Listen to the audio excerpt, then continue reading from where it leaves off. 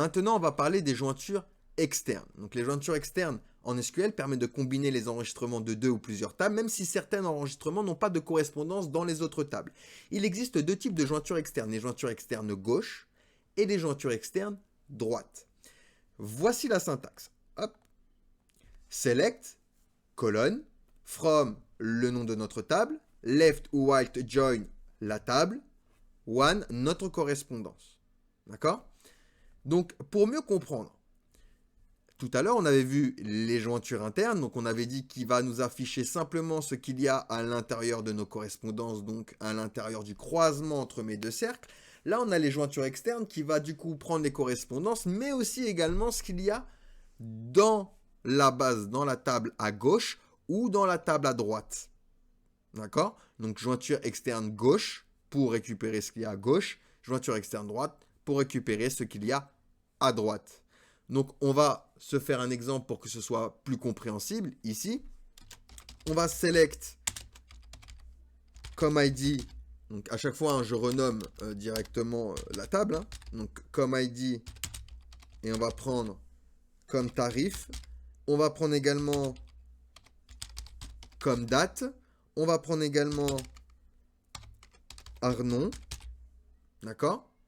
From notre table commande que l'on renomme C. Et là, on va faire un left join client que l'on renomme CL one. Donc, que l'on renomme CL one, notre correspondance, donc C client ID égale à CL client ID. OK?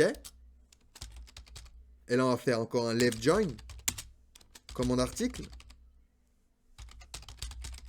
que l'on renomme CA sous la correspondance que.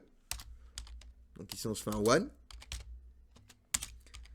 Comme ID de la table commande est égal à comme ID de la table commande article. Hop. Et encore un left join. On va chercher article. A1. Donc on le renomme A. Hein, ca.rid est égal à a.rid. Hop. Nickel.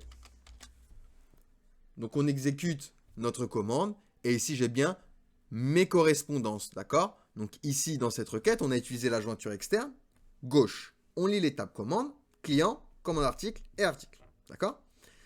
La table commande est la table principale. Les autres tables sont liées à elle. La clause left join récupère tous les enregistrements de la table de gauche. Donc ici, la table commande. Et les joint avec les enregistrements correspondants de la table de droite. Donc ici, la table client. Si aucun enregistrement correspondant n'est trouvé, comme pour ici le com ID 23, d'accord? Eh ben, il va nous retourner nul, la valeur nul, pour les colonnes, du coup, de la table de droite. D'accord? Donc ça, c'est une jointure externe gauche. Maintenant, on va voir la jointure externe droite. Donc je viens ici. On peut appuyer sur récupérer la requête auto-sauvegarde. Comme ça, il nous récupère la sauvegarde que l'on a, la commande que l'on a fait. On va faire juste white. D'accord? On fait la même chose, mais en mettant white.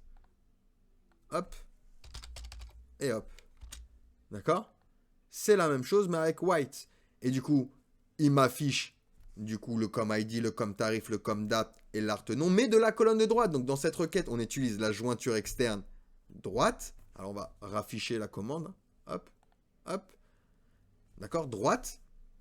Pour lier les tables commande client, commande article et article, la table client est la table principale. Les autres tables sont liées à elle. La clause white join récupère les enregistrements de la table de droite. Donc ici la table client.